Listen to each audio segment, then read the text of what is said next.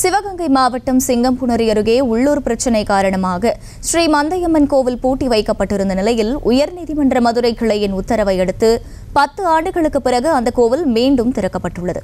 கூடுதல் விவரங்களை செய்தியாளர் அப்துல் சலாம் வழங்க கேட்கலாம். அப்துல் சலாம், வணக்கம். முழு விவரங்கள் என்ன?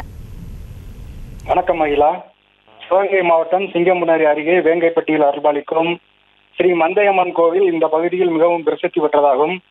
இந்த கோவிலுக்காக உள்ளூர் பிரமுகர்களால் பிரச்சனைகள் ஏற்பட்டு கடந்த 10 ஆண்டுகளுக்கு மேலாக கோவில் திறக்கவும் பூட்டவுமாக இருந்ததால் பக்தர்கள் அதிருப்தி அடைந்தனர்.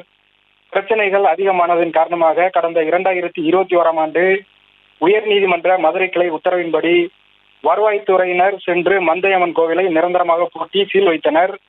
இந்நிலையில் கோவில் பிரச்சனையில் உள்ளூர் பிரமுகர்களால் பேச்சுவார்த்தை நடத்தி சுமூகமாக முடிவுகள் எட்டப்பட்டதால் மீண்டும் உயர்நீதிமன்ற மதுரை கிளை உத்தரவின்படி இன்று வேங்கைப்பட்டியில் இந்து அறநிலையத்துறை, சிவகங்கை உதவி ஆணையர், துறை சார்ந்த அதிகாரிகள், அனைத்து பொதுமக்கள் ஒன்று கூடி வட்டாட்சியர் சாந்தி முன்னிலையில் மந்தையம்மன் கோவில் பூட்டு திறக்கப்பட்டது. அதனைத் தொடர்ந்து அரசு அதிகாரிகள் பொதுமக்கள் முன்னிலையில் கோவில் சன்னதியில் உள்ள கற்ப கிரகத்தில் விளக்கேற்றப்பட்டது. அதைத் தொடர்ந்து பால், பன்னீர், சந்தனம் உள்ளிட்ட வாசனாதி திரவியங்களால் அம்மன் சிலைக்கு அபிஷேகம் செய்யப்பட்டது. அதனைத் தொடர்ந்து தீப ஆரத்தி காண்பிக்கப்பட்டு வழிபாடுகள் துவங்கப்பட்டது. தொடர்ந்து ஸ்ரீ மந்தையம்மனுக்கு தீபாராதனை காட்டப்பட்டு பக்தர்கள் அனைவருக்கும் அருட்பிரசாதம் வழங்கப்பட்டது.